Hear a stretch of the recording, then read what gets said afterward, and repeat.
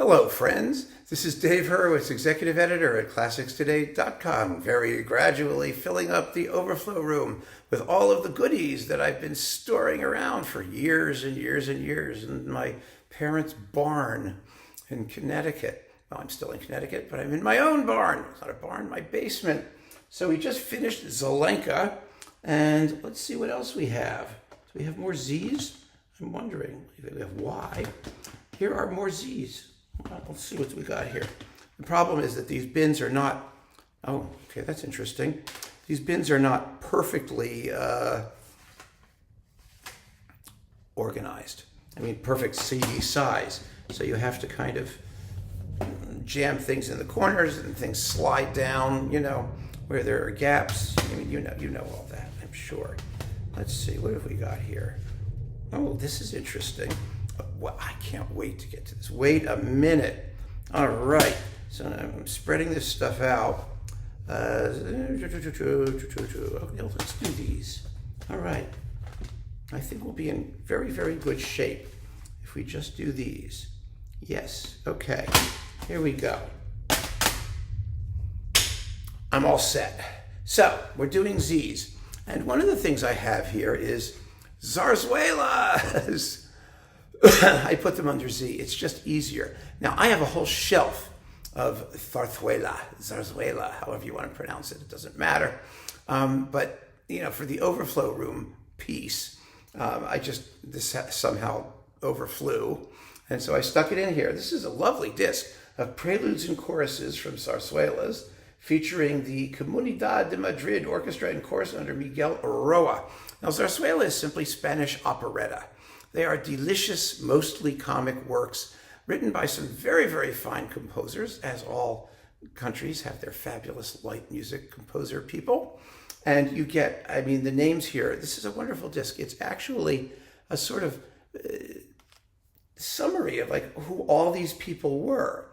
Names like Chapi, Barbieri, Jimenez, Chueca, let's see who else, Vives, Luna, Sutulo, Goridi, and Sorozabal.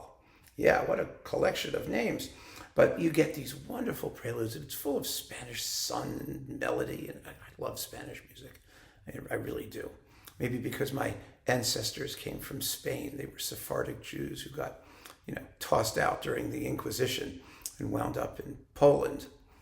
But, so I like Spanko-Polish music. Anyway, these are just delicious. It's a delicious disc. I have several copies of it. That's why one of them is down here, because one of them is in my major Zarzuela bank of stuff. But after that, we have some of you, let's see, NP, okay. Some of you had a question.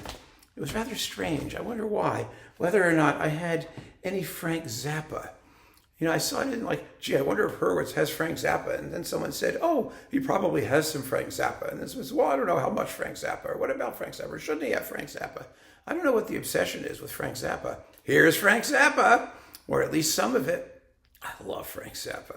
I grew up with Frank Zappa. Frank Zappa was a genius, a brilliant composer, someone who took his music very, very seriously. He was an extremely gifted artist. I knew his wife. After he passed away, we had some conversation back and forth because I was trying to get some, decent recordings of his orchestral music made. It came to nothing, unfortunately. I don't know why, but here they are. Here's my Overflow Frank Zappa collection, some of which is just marvelously fun. We have Jazz from Hell, and we have, let's see, The Yellow Shark with Ensemble Moderne, which was produced and composed by Frank Zappa. He was an incredible micromanager when it came to his music. He was extremely picky, incredibly picky. And one of the best stories about Frank Zappa actually was on, I don't know if you remember Bill Maher's show, whatever it was called, Real Time or whatever it was called, I don't remember. But he had, guests in a talk show and all that. And it was really fabulous. He had Dweezil Zappa, his son. Remember, he had two kids, Dweezil and Moon Unit. And Dweezil was his son. Dweezil Zappa shows up, and he's got like, piercings and things hanging from him and whatnot. And he looks kind of freaky. And another person on the show, because Dweezil was there, of course, they probably had this very conservative Republican commentator who was in his three-piece suit looking extremely buttoned up. And they were talking about legalization of marijuana, which was a topic near and dear to Bill Maher's heart, because he believed in it strongly. And the Republican guy was saying, well, he was opposed to it, and was saying, well, we all tried it, at one point in our life, but it shouldn't be legalized. And Dweezil Zappa said, I never did. And everybody just looked at him like, what? And he said, my father would have killed me. I used to travel with him when he was on tour, and we would see these people who were totally strung out, and my father would say, see that? You ever become one of those, I'm going to kill you. It was really very interesting. It says something about Frank Zappa and his seriousness. One of the things you guys asked me was, would I have the Boulez Conduct Zappa disc? Of course I do. It's right here. This is fabulous. I especially liked, what was this called? It was Love Story, or one of these numbers that's two elderly Republicans breakdancing. It's a tone poem. I thought it was hilarious. The Perfect Stranger, Naval Aviation and Art, The Girl in the Magnesium Dress, To Praise Paradise, Love Story, Outside Now Again, and Jonestown. That was creepy.